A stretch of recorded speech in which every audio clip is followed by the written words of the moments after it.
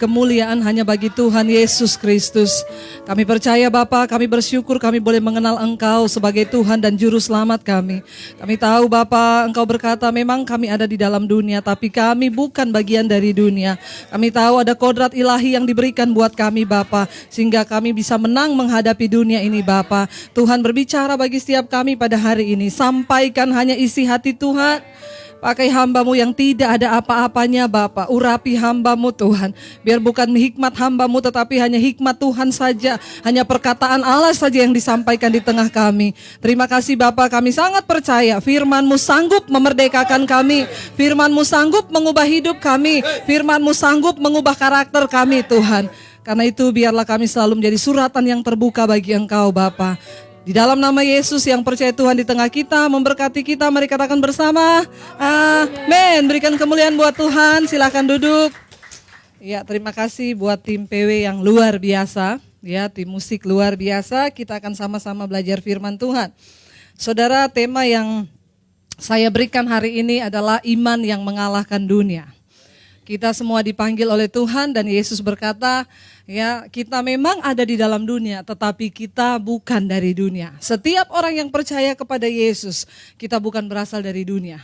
Karena Yesus sudah tebus kita dan harus kita hidup di dalam kemerdekaan dan kebebasan. Saya melayani di satu tempat, saudara, waktu itu ada seorang anak Tuhan yang bersaksi. Dia berkata begini, saya sudah berusaha hidup kudus, ya, tetapi gagal terus. Dan pada intinya dalam kesaksiannya dia berkata begini, akhirnya saya temukan, ya selama kita masih ada di dunia, kita nggak mungkin bisa hidup kudus. Selama kita masih tinggal di dunia ini yang namanya godaan dunia itu begitu berat. Jadi nggak mungkin orang percaya, orang benar itu bisa hidup kudus yang ada di dalam dunia. Siapa yang setuju dengan statement ini saudara? Ya, Tuhan itu memanggil kita untuk kudus. Saya nggak setuju dengan statement itu. Ya, kalau Tuhan panggil kita untuk kudus berarti Tuhan tahu kita bisa hidup kudus. Amin. Nah, hari ini kita akan belajar bersama-sama iman yang bagaimana yang dapat mengalahkan dunia. Saya akan kasih dulu satu ciri-ciri saudara, apa ciri-ciri orang Kristen yang belum bisa mengalahkan dunia. Yang hidup dalam dunia dan masih terbawa arus dunia. Ada ciri-cirinya. Mari kita buka yang pertama, 1 Korintus pasal yang ketiga. Ayat yang pertama sampai dengan ayat yang ketiga. 1 Korintus pasal yang ketiga ayat pertama sampai dengan ayat yang ketiga. 1 Korintus pasal 3 ayat pertama sampai dengan ayat yang ketiga. Saudara, saya suka sekali baca ayat ini. Kenapa? Karena ada banyak orang Kristen yang masih ya juga hidup seperti ini ya. Dikatakan Paulus berkata begini, ayat yang pertama. Dan aku saudara-saudara pada waktu itu tidak dapat berbicara dengan kamu seperti dengan manusia rohani. Tetapi hanya dengan manusia duniawi yang belum dewasa di dalam Kristus. Dulu Paulus datang ke Korintus, pertama kali dia buka jemaat di Korintus, dia bilang waktu itu saya belum bisa bicara dengan kamu secara rohani. Karena kamu masih manusia duniawi. Tapi mereka percaya kepada Yesus. Tapi dulu pertama, yang kedua kita lompat sudah ayat yang kedua. Dikatakan begini, Paulus berkata, ya ayat yang kedua, susulah yang kuberikan kepadamu, bukan makanan keras, sebab kamu belum dapat menerimanya. Dan sekarang pun kamu belum dapat menerimanya. Yang luar biasa saya baca di sini, Paulus bilang, dulu beberapa waktu lalu, mungkin berapa tahun lalu aku datang, aku belum bisa bicara secara rohani dengan kalian, karena kalian masih manusia duniawi. Tetapi Paulus bilang, sekarang pun saya balik lagi, tetap belum bisa loh. Saudara, dan ini kegagalan ya banyak orang Kristen. Ya Paulus bilang, ya tetapi ya ternyata Paulus bilang susu yang aku berikan kepadamu sebab kamu belum dapat menerimanya. Dan sekarang pun ternyata Paulus dapati jemaat di Korintus tetap masih gak bisa terima yang keras. Saya percaya hanya orang dewasa yang bisa terima firman yang keras. Amin. Ada banyak orang bilang khotbahnya Ibu Debbie banyak menyinggung orang-orang kaya. Enggak apa-apa, orang kaya memang harus disinggung. Siapa lagi yang bisa singgung orang kaya kalau bukan pendeta? Katakan. Enggak apa-apa, saudara jangan kepahitan sama saya. Ada yang SMS saya, ibu tuh kenapa sih kalau khotbah singgung-singgung orang kaya? Biar aja saya mau beli tas 500 juta, itu kan duit saya. Sombong banget, itu bukan duitmu, duitnya Tuhan. Ya, enggak apa-apa, kita bicara yang keras saudara. Kenapa? Karena ada saatnya orang gak bisa terima lagi firman Tuhan. Selama engkau masih diberikan kesempatan oleh Tuhan, terima firman, terima dengan hati yang lapang. Katakan amin. Karena ada saatnya kebenaran nggak punya kuasa lagi. Ketika Roh Kudus diangkat dari dunia di akhir zaman nanti, kita nggak bisa terima lagi kebenaran.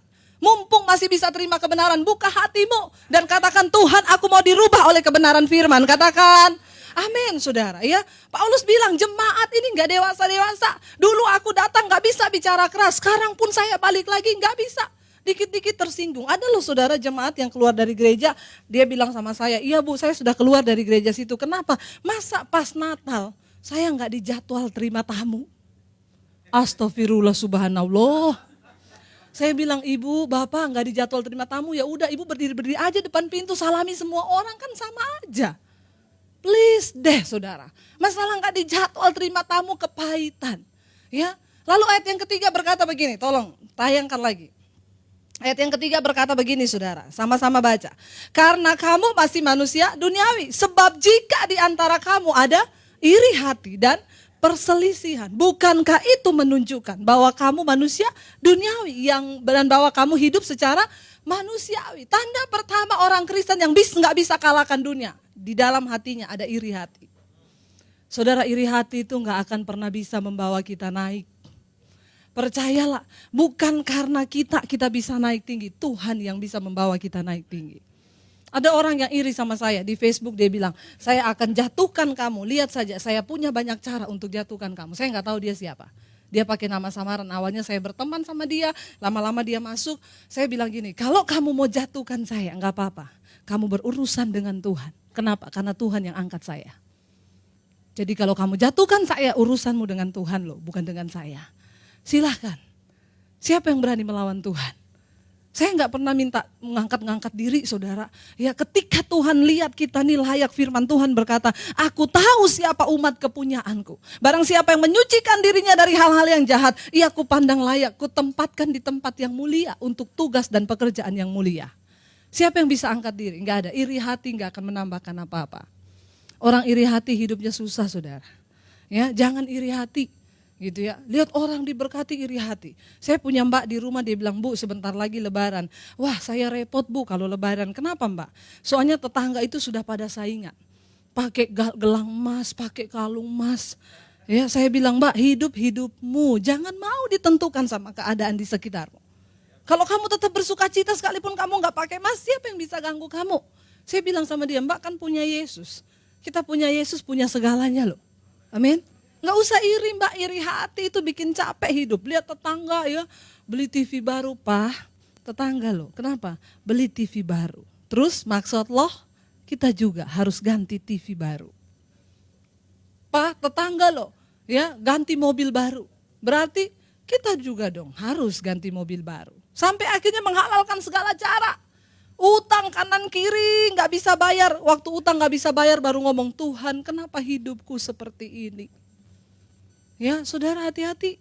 Ya, lihat tetangga beli mobil baru, teman beli mobil baru, hatinya panas, iri hati. Makanya waktu itu Tuhan bilang sama Kain, Kain hati-hati loh. Kenapa hatimu panas? Kenapa hatimu panas dan engkau iri terhadap Habel? Tuhan bilang, apakah kalau engkau hidup berbuat baik, hatimu baik, pasti mukamu berseri-seri. Saudara mau tahu rahasia kecantikan yang alami? Ya, jangan iri hati. Kalau hatimu kudus, hatimu bersih, ketemu orang, nanti orang ngomong, tambah cantik, amin. Nggak perlu beli perawatan yang mahal, ratusan juta, puluhan juta. Kalau hatinya jahat, penuh iri hati, nggak bakalan cantik. Ya, tetap aja, sudah perawatan kayaknya banyak banget orang lihat, kok nggak cantik-cantik juga ya, nggak ada yang puji cantik ya, kayak nenek sihir saudara. Tapi kalau hatimu bersih, firman Tuhan bilang, kalau hatimu berbuat baik, kalau hatimu kudus, kalau hatimu tulus, tidak kamu akan berseri-seri. Ya, benar loh saudara, kunci rahasia kita, ayo punya hati yang lapang buat Tuhan. Hati yang tulus, gak usah iri sama saudara, sama ipar gitu ya. Lihat orang ini iri, panas hati ya. Akhirnya suaminya ketawa, Mah kenapa? Tetangga ganti istri baru. Berarti, nah maksud loh gitu ya, berarti aku juga ganti istri. Saudara hati-hati loh, iri hati gak akan pernah bisa membuat hidup kita bahagia. Makanya Paulus bilang, tanda pertama orang Kristen yang gak bisa kalahkan dunia ini, yang pertama ada iri hati. Gak usah iri. Tuhan sudah punya takaran buat kita masing-masing. Amin. Enggak usah iri saudara, lihat orang diberkati, bersyukurlah gitu ya. Makanya Tuhan bilang bersukacitalah dengan orang yang bersukacita, bersedihlah dengan orang yang bersedih. Manusia sekarang beda, orang bersukacita dia sedih. Itu lagunya, ku menangis kau tertawa, gitu saudara ya. Ku berlari kau berdiam, ternyata kau sakit jiwa, gitu saudara ya. Orang nangis dia ketawa, orang ketawa dia menangis. Bingung saudara, hari ini pastikan hatimu kudus di hadapan Tuhan. Ya, kalau engkau mau melihat pemulihan seutuhnya, jangan iri hati. Ya, doakan kalau ada keluargamu yang jatuh, doakan, jangan gini, yes syukur loh, jatuh kau. Jadi miskin kau. Ya, susah lihat orang senang, senang lihat orang susah. Ya, kita buang ini jauh-jauh. Bersukacitalah dengan orang yang bersukacita, menangislah dengan orang yang menangis, maka engkau kedapatan layak di hadapan Tuhan. Dan orang yang layak di hadapan Tuhan, apakah yang kita butuhkan lebih dari segalanya di dunia ini selain perkenanan Tuhan dalam hidup kita? Katakan, kalau Tuhan berkenan, apa yang dia nggak jawab dalam doa kita saudara? Ya, mari hari ini minta Tuhan bikin kita berkenan. Ya, Paulus berkata, orang Kristen yang duniawi yang gak bisa kalahkan dunia, yang pertama ada iri hati. Yang kedua ada perselisihan. Saudara, jangankan di dalam rumah tangga. Saya mulai dulu dari yang di gereja ya. Gereja ini memang kadang-kadang orang bilang, Bu, saya itu makin ke gereja makin tersandung saya. Kenapa? Lihat orang-orang gereja. Ya memang gereja ini bengkel. Jadi saudara jangan tersandung. Ya, memang yang rusak-rusak tuh dibawalah ke gereja. Saya tersandung, Bu, soalnya kan dia sudah pengerja, ya memang dia juga masih manusia. Saudara tersandung sama manusia, jangan sampai engkau marah sama Tuhan. Ada orang yang pindah gereja, saya tersandung di gereja itu, saya pindah di gereja sana. Saya bilang, gereja sana itu yang mimpin siapa? Malaikat atau manusia? Manusia, Bu. Satu saat Anda pasti akan tersandung juga di sana. Kenapa? Yang namanya manusia pasti masih ada kekurangan. Ya kalau masih ada kekurangan saudara, ya sudah saudara dinikmati saja, dilihat saja, jangan sampai ya banyak perselisihan saudara. Ya masalah choir aja bisa bikin perpecahan di gereja. Masalah seragam aja bisa bikin pecah loh di gereja. Yang satu pengen pakai baju kuning, satu pengen baju hitam, ya. Orang itu aneh-aneh saudara ya. Jadi udah deh kita nih, ayo jangan ada perselisihan. Iblis itu paling suka kalau kita berselisih. Karena iblis tahu waktu kita unity, apapun yang dilakukan orang yang unity pasti akan terjadi kata firman Tuhan. Ya, di dalam rumah tangga dua orang bersepakat saja minta apa saja maka Tuhan akan berikan. Suami istri, kalau engkau pengen lihat rumah tanggamu diberkati, jangan kebanyakan berantem. Katakan, berantem cukup 5 menit. Katakan, halo, benar 5 menit berantemnya? Ya, ayo, waktu saya sadari bahwa yang Tuhan selamatkan dari kita itu jiwa kita. Saya nggak mau loh dikuasain setan lama-lama. Berantem sama suami cukup 5 menit, jangan nggak omongan 3 hari 3 malam. Ya, aku terjatuh dan tak bisa bangkit lagi. Udah jatuh nggak bisa bangkit lagi. Ya, aku tenggelam dalam lautan luka dalam, kepahitan sampai infeksi. Cepat sembuhkan lukamu, amin. Aku tersesat dan tak tahu arah jalan pulang. Siapa suruh nggak pakai Google Map? Ya, kenapa mau tersesat nggak pulang-pulang? Tersesat balik lagi, kita punya arahan firman Tuhan dalam hidup kita. Jangan mau tersesat jauh, udah dosa jatuh lagi dalam. Ayo jangan berselisih lama-lama. Saya layani satu orang ibu selesai di satu ibadah di gereja, ada 2 orang pasangan datang sama saya, Ibu kami mau minta waktu, Ibu boleh sebentar? Boleh. Mereka bawa anak 3. Saya bilang anaknya ya iya. Bu, kami ini mau berpisah. Saya bilang, oh berarti mau bercerai. Dibilang cerai juga sih enggak ya. Loh, ini anak siapa? Anak kita. Terus berarti kan udah menikah? Belum, Bu. Wah, berarti bayi ajaib. Ya, belum menikah punya anak saudara. Saya bilang, loh kok bisa gitu ya? Kenapa bisa? Makanya saya nggak bisa bilang kami mau bercerai karena memang kami belum terikat pernikahan. Terus udah punya anak 3? Iya. Nah makanya Bu, masalahnya itu kayak begini. Pasangan saya ini, saya nggak bisa bilang dia suami. Karena memang kita belum menikah. Dia Buddha, saya Kristen. Terus dari dulu saya mau menikah, kan kita harus pemberkatan di gereja. Ya, dia nggak mau Bu masuk Kristen. Oh begitu. Iya, makanya saya itu udah saya bilang sama dia, kalau memang kamu udah nggak mau masuk Kristen, ya udah kita pisah aja. Ibunya cerita, ini suami saya gini. Saya sudah bisa menilai saudara. Ya, konseling orang itu dari cara dia bicara kita sudah bisa nilai karakternya dia. Akhirnya saya bilang, iya udah ibu bisa berhenti, ibu bisa pergi sebentar nggak, saya mau ngobrol sama bapak. Bapaknya itu diam aja saudara, memang wanita itu kelebihannya di mulut.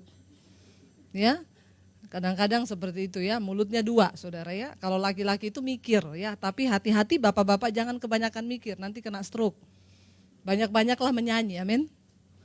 Ya, yang paling banyak kena stroke itu laki-laki loh. Kenapa? Karena otaknya lebih kecil daripada perempuan, tapi pikirannya lebih besar dari perempuan. Perempuan tuh kadang-kadang udah gak mau pakai otak, pokoknya pakai perasaan aja. Dia mau nyanyi-nyanyi, dia gak peduli suaminya mau kayak apa, pokoknya dia nyanyi. Ya, dia mau nangis-nangis gitu ya. Jadi ya memang aneh-aneh, itulah rumah tangga saudara. Tapi kita harus mengerti karakteristik kita. Nah akhirnya dia bilang gini, dia waktu istrinya pergi, saya mau bicara berdua sama suaminya, saya bilang, Pak, saya mengerti apa yang Bapak alami. Ibu bisa nilai sendiri kan. Bu, saya setiap hari Minggu temani dia ke gereja. Setiap minggu saya antar dia ke gereja. Cuman Bu, istri saya ini ya, saya lihat saudara, dari caranya dia berpakaian aja saya udah bisa nilai nih perempuan kayak apa gitu ya. Dia tuh Bu, kudus dan baik cuman waktu duduk di gereja 2 jam. Ya, jadi pulang dari gereja, keluar dari pintu, sudah dia kembali kepada aslinya. Ternyata bunglon. Kalau di gereja kudus banget, nanti keluar gereja nggak tahu. Saudara, terus saya bilang, iya Pak saya bisa mengerti. Ibu kan bisa lihat sendiri dari cara dia ngomong tadi. Ibu tahu nggak, saya ini tertekan Bu. Saya sebenarnya kayak tadi Ibu khotbah, semuanya masuk di otak saya. Saya percaya banget apa yang Ibu sampaikan itu benar-benar iya. Dan saya mau terima, mau jadi Kristen. Tapi istri saya ini menjadi penghalang terbesar. Setiap kali saya mau jadi Kristen, mau dibaptis, saya selalu lihat, lu aja yang Kristen kayak begitu. Terus lu suruh aku jadi Kristen, ngapain? Saudara, setiap hari dia bilang kami berantem Bu di rumah. Sering kali yang membuat orang gak bisa jadi Kristen, karena karakter kita yang gak diubahkan sama firman. Sering kali yang membuat orang tidak bisa bertobat karena melihat hidup kita.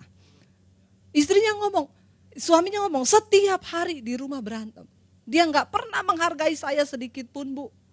Saya sebenarnya tinggal selangkah aja mau jadi Kristen. Tapi lihat ulahnya dia, saya gak pernah mau jadi Kristen. Ibu tahu kalau di rumah saya pergi kerja, dia pergi sama teman-temannya. Gak pernah urus anak. Saya marah besar Bu, seperti itu. Terus bagaimana kita mau menikah? Perselisihan setiap hari di rumah, tanda saudara. Tapi Kristen, bujukin orang jadi Kristen. Terus ngapain? Makanya banyak Kristen calo saudara. Suruh-suruh orang jadi Kristen, ternyata dia sendiri belum bertobat. Calo itu kan gitu kalau di terminal. Bogor, naik. Orang udah naik, dia tinggal di terminal. Semua penumpang pergi ke Bogor. Loh kenapa gak ikut ke Bogor? Saya kan calo. Surga. Jadi Kristen. Orang udah ke surga, dia tinggal terus. Malah pergi ke neraka. Saudara kadang-kadang bingung saudara ya. Setiap hari kami berantem Bu, setiap hari perselisihan tidak pernah berhenti. Hati-hati saudara, tanda orang Kristen yang tidak bisa kalahkan dunia. Yang kedua adalah hidup dalam perselisihan. Ayo kalahkan dunia dengan kita taklukkan diri kita kepada firman Tuhan. Ya, jangan ada kepahitan, jangan ada dendam. Bisa nggak marah? Satu saat kita juga bisa marah, kita masih manusia. Tapi jangan simpan amarahmu sampai berhari-hari, rugi. Kadang-kadang kita pahitin orang, orangnya nggak tahu kalau kita pahitin. Kita yang udah hidup kepahit-pahit, udah pahit hati, hidup dalam kepahitan, makannya daun pepaya, minumnya teh pahit lagi, teh hijau. Udah tambah pahit deh itu hidupnya. Ya, jangan hidup dalam kepahitan. Jangan hidup di dalam perselisihan yang lama saudara, berselisih terus. Kalau nggak berantem itu rasanya kurang. Adalah orang saudara kemana-mana tuh mesti berantem. Saudara ayo kita cek diri kita. Punya satu musuh itu kebanyakan, hidupnya nggak tenang. Orang tuh kalau punya musuh yang diingat tuh musuhnya terus. Ya, nanti kalau musuhnya diberkati dia tambah sakit hati. Ya, kita belajar. Kita mau berkata, Tuhan kami adalah orang Kristen. Pilihan umat pilihanmu dan kami bisa mengalahkan dunia ini. Kami tidak mau hidup dalam perselisihan. Saya layani 2 orang ibu yang saudara ipar. Ya, jadi ipar-iparan nih. Mereka berdua berantem. Saya layani satu persatu, saya datangi ke rumahnya, saya layani, Bu udah deh tinggalkan panas hati. Satu saat mereka berdua datang di satu persekutuan yang saya khotbah di sana. Satu ibu masuk, saya bilang sama ibu itu, Bu, dari jauh. Dia lihat saya, berdamai. Saya bilang, salaman. Saya tunjuk musuhnya iparnya. Dia sambil masuk gitu, terus lihatin saya, terus mau ibadah loh, mau ibadah. Akhirnya saya nggak bisa bujukin dia, musuhnya iparnya. Saya kasih kode, kebetulan duduknya nggak jauh, saya panggil nih. Ibunya lihat saya bilang, salaman. Terus nyanyi saudara, ya, tapi menyembah Tuhan. Engkau kudus, kudus, kuduslah Tuhan. Malaikat bilang, pret. Firman Tuhan bilang, kalau engkau datang untuk mempersembahkan korban, sebelum engkau membawa korbanmu itu, ingat dulu apa yang ada di hatimu. Kalau engkau punya kepahitan atau amarah terhadap seseorang, tinggalkan korbanmu di atas mezbah. Pergi dulu berdamai dengan musuhmu itu, lalu balik kembali, persembahkan korbanmu, masukin dalam kantong kolektor. Itu yang berkenan sama Tuhan. Tuhan gak pernah tertarik loh dengan duitmu. Ya, kita mau ngasih berapa puluh juta, kalau hatinya gak beres, tidak berkenan, nol di hadapan Tuhan, tidak berkenan. Tapi banyak orang Kristen yang hidup kayak begini. Suruh berdamai, mau denger. Jadi Kristen kok susah banget. Saya bilang, setahu saya, ibu saya saksikan aja ya. Setahu saya dulu waktu saya belum kenal Yesus, saya suka pergi ke tempat-tempat gitu. Saya suka dulu joget-joget gitu ya. Sampai tengah malam, jam 2 malam terus pulang. Tapi ketika saya dipenuhi dengan Roh Kudus, saya terima Yesus, firman ada dalam hidup saya. Melangkah ke tempat itu sudah gak mau lagi. Kekristenan itu bukan masalah boleh dan tidak boleh saudara. Kenapa Tuhan larang Adam dan Hawa makan buah pengetahuan yang baik dan yang jahat?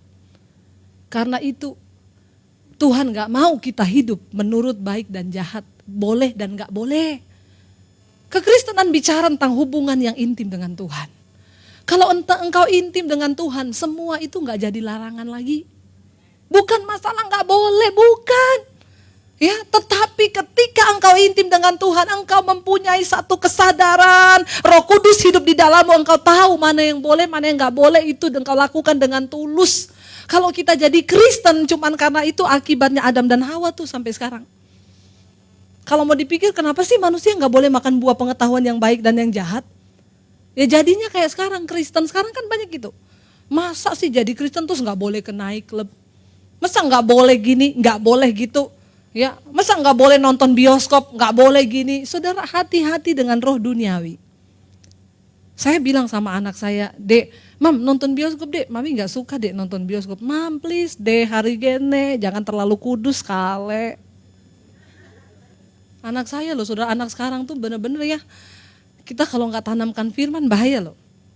Akhirnya kemarin saya temenin mereka nonton film, ya, Man of Steel. Kenapa nonton? Konon kabarnya semua pendeta di Amerika digratisin harus nonton film itu. Karena Man of Steel, Superman-nya di situ digambarkan adalah sebagai Yesus yang menyelamatkan dunia. Makanya suami saya ngomong gitu tuh, saya bilang, ayo saya mau lihat tuh.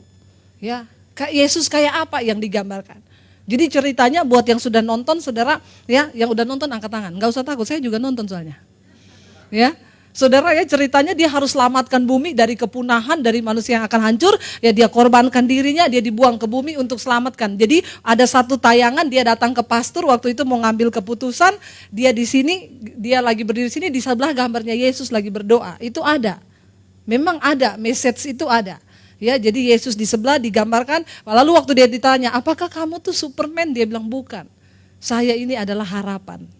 Kalau di dunia saya disebut huruf S ini adalah harapan. Jadi saya ini adalah harapan bagi dunia untuk menyelamatkan dunia. Cuma yang saya nggak setujunya, oke sih nilainya iya, tapi yang saya nggak setujunya terakhir dia cium-ciuman sama pacarnya. Yesus nggak ciuman loh, amin. Nah ini hati-hati penyesatan loh saudara. Ya hati-hati. Nah saudara, kita nih kalau ada dalam Tuhan bukan masalah boleh atau tidak boleh. Saya selalu bilang, punyailah Roh Kudus di dalam dirimu, maka engkau bisa membedakan mana yang berkenan sama Tuhan, apa yang sempurna, apa yang berkenan kepada Allah, itu yang harus kita lakukan. Kalau saya bilang gak boleh, orang akan capek hidupnya. Kalau engkau hidup jadi Kristen karena boleh dan tidak boleh, engkau capek jadi Kristen. Benar. Dan ada yang bilang lebih baik saya pindah agama. Jadi Kristen capek banget, harus kudus, harus gini. Karena engkau jauh dari Tuhan. Kalau engkau dekat dari Tuhan. Ya, saudara hati-hati. Hari-hari ini saya banyak saudara punya teman di BBM itu mereka para pelayan Tuhan. Kalau hari Minggu pakaiannya rapi, semua pakai jas. Tapi hari lain foto di PP-nya, udah bukan kayak orang, bukan pelayan Tuhan. Ya, kenapa bisa terjadi kayak begini? Karena masih manusia duniawi. Ya, nggak bisa kalahkan kedagingannya. Ya, ada yang tanya sama saya, Bu, saya punya pendoa Bu di gereja. Tapi saya mau tanya ya Bu, dia kan pendoa. Tapi kalau ke pesta Bu, dia pakai baju kebuka kemana-mana. Itu gimana ya? Iya, kalau lagi di gereja dia ketemu Roh Kudus, kalau udah kayak gitu kuda liar. Bingung saudara. Kenapa? Karena masih ada duniawinya. Bukan masalah boleh dan gak boleh, terus berarti gak boleh dong Bu pakai baju seksi. Enggak, kamu berdoa lagi deh, minta Roh Kudus penuhi. Kalau engkau bergaul intim dengan Tuhan, kalau engkau penuh dengan Roh Kudus, bukan masalah boleh atau tidak, ada sinyal di dalam hatimu. Ya. Saya ada satu orang ibu, saya tutup saudara dengan kesaksian ini, masih ada satu poin lagi, nanti kita sambung aja di ibadah yang kedua. Ada satu orang ibu bilang sama saya, Bu, saya mau kesaksian sama ibu, ibu mau gak doain saya di rumah sama anak saya? Boleh, Bu, tapi rumah saya gini-gini, gak apa-apa, saya datang ke rumahnya saudara. Ketemu, dia bilang ini anak saya Bu, umur 35 tahun, nanti ibu doakan, tapi sebelum ibu berdoa, ibu dengar cerita saya dulu. Saya cerita dari dia lahir ya Bu, umur 35 dicerita dari dia lahir. Astagfirullah, saya sudah bayangkan gini, saya BBM suami saya, ibu ini mau cerita dari anaknya lahir, jadi kamu mending, suami saya kan nunggu di luar, kamu cari mal-mal yang dekat sini dulu, kamu ngopi. Ini bakalan panjang dan lama, itulah coki-coki. Saya sudah bilang sama dia, pergi cari ngopi dulu ya terus jangan BBM-an dulu ya, ini dia mau cerita soalnya, iya Bu gini, waktu dia lahir, jadi saya sudah siap saudara, kadang-kadang ya itulah hamba Tuhan. Lebih lama, waktu saya pulang suami saya bilang, ini kayak kamu khotbah 3 kali loh di gereja. Ya jamnya itu iya gak apa-apa ya, karena ya dari awal lahir kok saudara.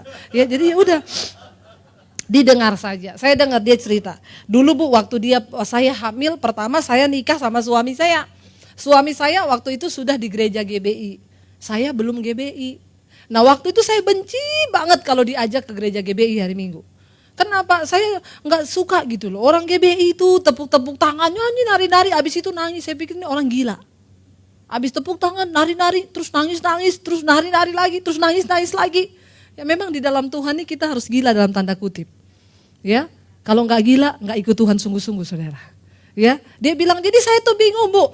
Akhirnya apa Bu? Saya kalau di gereja itu, ya saya kalau di gereja saya kan cepet Bu, nyanyinya juga, mari kita buka. Puji-pujian nomor 136, pasang sabuk pengaman Anda. Ya, supaya Anda selamat gitu ya. Jadi cepet Bu, khotbahnya juga cepet, gak lama-lama kayak di gereja GBI. Jadi saya tuh Bu, dulu suka banget nonton bioskop. Jadi kalau lagi firman, puji-pujian, saya cuma duduk di gereja mikir, abis ini nonton film apa? Hati-hati loh saudara, kadang-kadang kita duduk di gereja tapi pikirannya tuh lagi ke dunia. Lagi ke dunia lain. Ya, nggak tahu dunia mana, hati-hati mikir abis ini makan apa, bahaya loh. Ya, tawan dulu pikiranmu. Waktu masuk di gereja langsung ngomong, dalam nama Yesus aku tawan pikiranku, tunduk kepada firman Tuhan, katakan. Tunduk kepada puji-pujian, tunduk kepada Tuhan hari ini. Ya, tawan dulu sebentar pikiranmu saudara, supaya jangan kemana-mana. Akhirnya Bu, pulang gereja, benar, abis kita makan nonton bioskop. Saya itu demen banget nonton bioskop. Satu hari abis nonton sampai suami saya marah-marah. Abis nonton bioskop studio 1 kita pindah ke studio sebelahnya. Nanti pindah lagi, bisa sampai 5 kali. Waktu saya melahirkan, anak saya itu bingung saya. Dia tuh demam, ya berapa hari itu demam panas itu sampai mau 40 derajat. Saya bawa ke rumah sakit Bu, dokter itu semua udah diperiksa sampai diambil cairan dari sumsum sama di bagian kepalanya. Dokter nggak temukan dia tuh sakit apa. Akhirnya dirawat di rumah sakit lama banget, saya putuskan untuk bawa dia pulang. Waktu itu dokter bilang, kalau gitu kita operasi, kita akan lihat otaknya apa dan lain sebagainya. Karena dia masih terlalu kecil, saya bilang jangan dok, saya bawa pulang aja. Tapi setiap hari saya jaga anak ini terus dikompres, terus panas tinggi terus. Nggak turun-turun. Sampai satu saat saya ketemu sama satu orang hamba Tuhan dari gereja GBI, dia bilang begini, Bu, itu pasti ada rencana Tuhan. Terus dia tanya, rencana Tuhan apa? Dia kan gak ngerti. Atau ibu itu mungkin ada kuasa gelap, gak ada, sudah dicek semua gak ada. Terus dia bilang gini, atau ibu punya satu hobi yang itu Tuhan gak berkenan. Ibu hobinya apa? Nonton bioskop. Saudara, segala sesuatu yang mengikat kita itu jadi berhala loh. Kalau nonton bioskopnya sesekali sih gak apa-apa. Tapi ini satu hari itu bisa sampai 5-6 kali itu nonton bioskop. Ini terikat. Main game itu boleh nggak? Boleh. Tapi kalau satu hari main game, terus suami nggak diurus, anak nggak diurus, itu berhala. Hati-hati loh saudara ya. Apapun yang membuat hatimu tidak sejahtera, itu berhala. Pokoknya setiap bulan harus beli tas, setiap bulan harus. Kadang-kadang udah nggak sejahtera, itu berhala. Pokoknya setiap bulan tuh harus beli baju, kalau nggak beli baju nggak sejahtera, itu berhala. Katakan, boleh beli tapi jangan terikat. Ya, akhirnya dia bilang gini, saya kaget Bu waktu dia bilang, oh itu ya, ibu harus bertobat. Nanti ibu mulai dari sekarang pulang, doa Bu, doanya gak usah minta apa-apa, minta Tuhan ampuni saya. Dia bilang, akhirnya saya bangun Bu, setiap jam 12 malam, saya berlutut di tempat tidur saya cuma nangis bilang begini, Tuhan Yesus ampuni saya, ampuni saya, ampuni saya, gak ada doa yang lain. Ibu tahu gak, malam pertama saya lihat Yesus datang dalam bentuk cahaya pakai jubah putih. Lalu dia lewatin saya berjalan, kain jubahnya itu halus banget. Lalu malam kedua Bu, saya lihat dia datang menghampiri saya, dia doa jam 12 malam loh saudara. Ya, makanya kalau di Islam itu ada yang namanya sholat tahajud. Jam 2 malam itu konon katanya lebih didengar. Karena kenapa? Jam 2 malam kan semua orang tidur. Tuhan gak sibuk, cuma doa kita yang didengar. Saudara ya? Enggak, itu artinya saudara tuh mau bayar harga, amin. Saat yang lain tidur, saudara bangun doa itu kalahkan daging loh saudara. Nah akhirnya dia bilang, Tuhan Yesus datang jamah saya. Lalu waktu dia jamah saya bilang begini, Yesus jangan jamah saya toh, tolong jamah anak saya. Sembuhkan dia Tuhan, saya mau bertobat. Tuhan akhirnya berjalan ke arah tempat tidur anaknya, lalu dia tumpang tangan di atas anaknya, itu dia lihat dengan mata. Akhirnya hari yang ketiga dia terus doa dan mulai enggak lagi terikat dengan duniawi, dia mulai cari Tuhan. Dia bilang dulu, saya bilang kakak ipar saya, kakak suami saya itu orang gila karena dia bertobat masuk ke gereja GBI, dia bertobat, saya bilang orang gila ya, tiap ketemu ngomong Tuhan terus gila. Tapi Bu, setelah saya ketemu Tuhan sungguh-sungguh, saya yang jadi gila gantian. Ketemu orang ngomong Tuhan terus, sampai kakak ipar saya ketawa, baru lu rasa sekarang. Gila ketemu Tuhan. Apa yang terjadi Ibu? Waktu saya bertobat dan saya lihat Tuhan jamah anak saya, besoknya anak saya sembuh. Panasnya turun dan tidak pernah kembali lagi. Tepuk tangan buat Tuhan. Saudara, sering kali, makanya tadi saya bilang semua yang Tuhan izinkan terjadi karena Tuhan punya maksud buat kita. Jangan hatimu syarat. Yang terakhir kita baca firman Tuhan. Baca 1 Yohanes pasal yang kelima. Kita baca firman Tuhan saudara ini. Kita baca saja ya. 1 Yohanes pasal yang kelima. Judul perikopnya iman yang mengalahkan dunia. Ayat 1 baca sama-sama 1, 2, 3. Setiap orang yang percaya bahwa Yesus adalah Kristus, lahir dari Allah. Dan setiap orang yang mengasihi dia, yang melahirkan, mengasihi juga dia yang lahir daripadanya. 2. Inilah tanda bahwa kita mengasihi anak-anak Allah, yaitu apabila kita mengasihi Allah serta melakukan perintah-perintahnya, melakukan firman Tuhan. 3, sebab inilah kasih kepada Allah, yaitu bahwa kita menuruti perintah-perintahnya. Perintah-perintahnya itu tidak benar kan? Gak berat kan firman Tuhan, asal kita dekat sama Tuhan. Ayat yang keempat berkata, sebab semua yang lahir dari Allah sama-sama mengalahkan dunia. Dan inilah kemenangan yang mengalahkan dunia itu, yaitu iman kita. Saudara, ayo dekat sama Tuhan. Yesus sudah berjanji semua yang lahir dari Allah pasti bisa kalahkan dunia. Siapa yang bilang kita nggak bisa kudus? Siapa yang bilang kita nggak bisa kalahkan dunia? Tuhan sanggup, saudara. Yang terakhir baca sama-sama. 1, 2, 3 ayat yang kelima. Siapakah yang mengalahkan dunia? Selain daripada dia yang percaya bahwa Yesus adalah anak Allah. Berapa banyak yang mau kalahkan dunia? Buang iri hati, sakit hati, perselisihan, mengerti rencana Tuhan, buang semua perkara-perkara duniawi, maka engkau bisa kalahkan dunia. Mari bangkit berdiri bersama. Terima kasih Bapa, kami mengucap syukur hari ini. Kami percaya kekuatan yang kami peroleh itu hanya berasal dari Yesus. Kami tidak mampu sendiri berjalan dalam dunia ini, kami butuh Tuhan. Kami butuh Engkau Bapa, kami butuh Yesus dalam hidup kami. Kami butuh Engkau Tuhan.